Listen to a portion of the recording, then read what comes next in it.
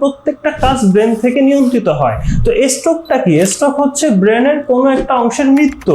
ব্রেনের কোনো একটা অংশে যখন মারা যায় তখন ব্রেন ওই কাজটা করতে পারে না। যেমন আমার এই হাতের এই মুভমেন্টের জন্য ব্রেনে একটা সেন্টার আছে, সেটাকে আমরা মোটর সেন্টার বলে থাকি, প্রি সেন্ট্রাল গাইরাসে। যখন ওই সেন্টারে ব্রেন সেলগুলো ড্যামেজ হচ্ছে তখন আমি এই হাত আর নাড়াতে পারবো না, এবং এই হাতের যে অনুভূতি আছে এই অনুভূতিও পাবো না যদি সেন্সরি এরিয়াতে কোনো ড্যামেজ হয়ে থাকে।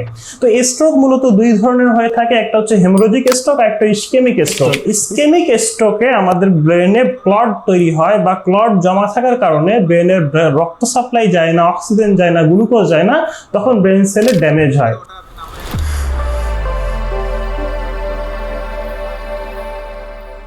আসসালামু আলাইকুম দর্শক শ্রোতা, আমি ডক্টর রাকিব খান আমেরিকান ওয়েলনেস সেন্টারে আকুপাংচারিস্ট হিসেবে কর্মরত আছি। আজকে আমি আলোচনা করব স্ট্রোক হলে আমরা আকুপাংচার কেন করব। তো স্ট্রোকে আকুপাংচারের ভূমিকা জানার আগে স্ট্রোকটা কি সেটা আমাদেরকে জানতে হবে। স্ট্রোক বলতে আমি ব্রেন স্ট্রোকের কথা বোঝাচ্ছি।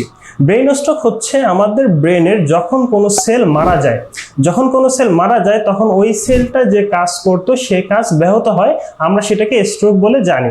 তো আসলে আমাদের যে ব্রেন আছে, আমাদের ব্রেন আমাদের শরীরের ইচ অ্যান্ড এভরিথিং নিয়ন্ত্রণ করে। যদি আমি বলি, আমি যে কথা বলতেছি, কথা বলার জন্য ব্রেনে একটা সেন্টার আছে। আমি যে চোখ দিয়ে দেখতেছি, চোখ দিয়ে দেখার জন্য ব্রেনে একটা সেন্টার আছে। আমি যে কান দিয়ে শুনতেছি, সেটার জন্য একটা ব্রেনের সেন্টার আছে।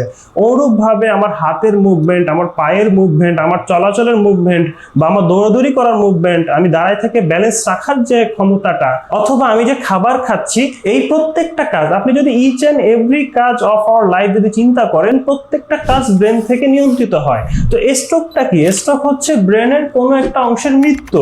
ব্রেনের কোনো একটা অংশে যখন মারা যায় তখন ব্রেন ওই কাজটা করতে পারে না। যেমন আমার এই হাতের এই মুভমেন্টের জন্য ব্রেনে একটা সেন্টার আছে, সেটাকে আমরা মোটর সেন্টার বলে থাকি, প্রি সেন্ট্রাল গাইরাসে।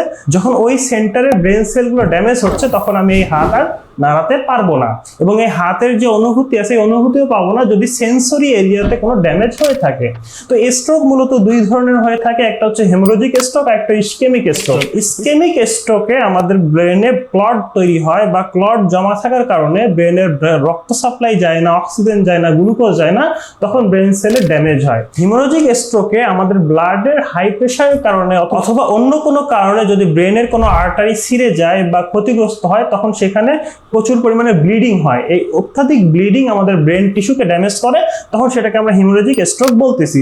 তো এই দুই ধরনের স্ট্রোক মূলত কমন, এবং এই দুই ধরনের স্ট্রোকের কারণে দেখা যাচ্ছে যে স্ট্রোক পরবর্তীতে আমাদের কিছু কিছু পেশেন্টরা তাদের সিমটম যেগুলো ছিল স্ট্রোকের কারণে হয়েছে সেগুলো রিকভার করে, কিন্তু অনেকে কিন্তু রিকভার করতে পারে না। যার ফলে দেখা যাচ্ছে অনেকের ডান পাশ প্যারালাইজ হয়ে গেছে, বা ডান পাশ অবশ হয়ে গেছে, বা একটা হাত প্যারালাইজ হয়ে গেছে, বা সে কথা বলতে পারতেছে না, বা সে শুনতে পাচ্ছে না, বা সে দেখতে পাচ্ছে না। এরকম অনেক ধরনের কমপ্লিকেশন স্ট্রোকে আসতে পারে। তো এই সমস্ত ক্ষেত্রে কিন্তু আমরা আকুপাংচার করতে পারি। কারণ আমরা আকুপাংচার আসলে কি করব? আমরা আকুপাংচার যেটা করব, সাপোজ আপনার ধরেন ডান পাশটা পুরো প্যারালাইজ হয়ে গেছে। তো ডান পাশটা কেন প্যারালাইজ হয়েছে? আমি এতক্ষণ ধরে যে কথাগুলো বললাম যে ডান পাশটা এই কারণে প্যারালাইজ হয়েছে কারণ ডান পাশটাকে যে ব্রেন সেল নিয়ন্ত্রণ করতো সেই ব্রেন সেলের ড্যামেজ হয়েছে। তো আমরা আকুপাংচারের মাধ্যমে আমরা পুরো এই ডান সাইডটাকে নিডেল দিয়ে ভরাই দেবো। নিডেল দিয়ে ভরাই দিলে কি হবে? নিডেলের কাজটা কি? নিডেলের কাজটা হলো এখানকার যে পেরিফেরাল নার্ভাস সিস্টেম আছে বা এই নার্ভগুলো যে মাসেলকে সাপ্লাই দিচ্ছে সেই মাসেলগুলোকে স্টিমুলেশন করা। আমরা ইলেকট্রো আকুপাংচার ইউজ করব, যার মাধ্যমে কিন্তু এটার এফিকেসি আরো বেড়ে যাবে।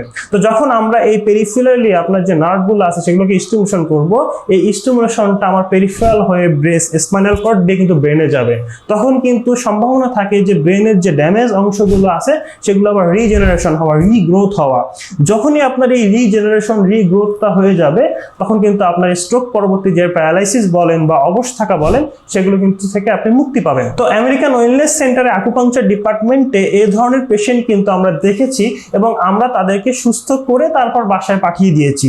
5 বছর 10 বছর আগে স্ট্রোক করছে বা তার আগেও স্ট্রোক করছে, স্ট্রোক করে সে তারা হাত পা নাড়াতে পারে না, তাদেরকে কিন্তু আমরা আকুপাংচার দিয়েছি। পাশাপাশি কিছু সাপ্লিমেন্ট প্লাস ওজন থেরাপি, এগুলোও আমরা ইউজ করি। তো ওভারঅল সবকিছু মিলিয়ে কিন্তু পেশেন্ট সুস্থ হয়ে এখান থেকে আমরা রিলিজ দিয়েছি। তো আপনারা যারা স্ট্রোক পরবর্তী এই ধরনের সমস্যায় ভুগতেছেন তারা আমাদের আমেরিকান ওয়েলনেস সেন্টার আকুপাংচার ডিপার্টমেন্টে আসবেন।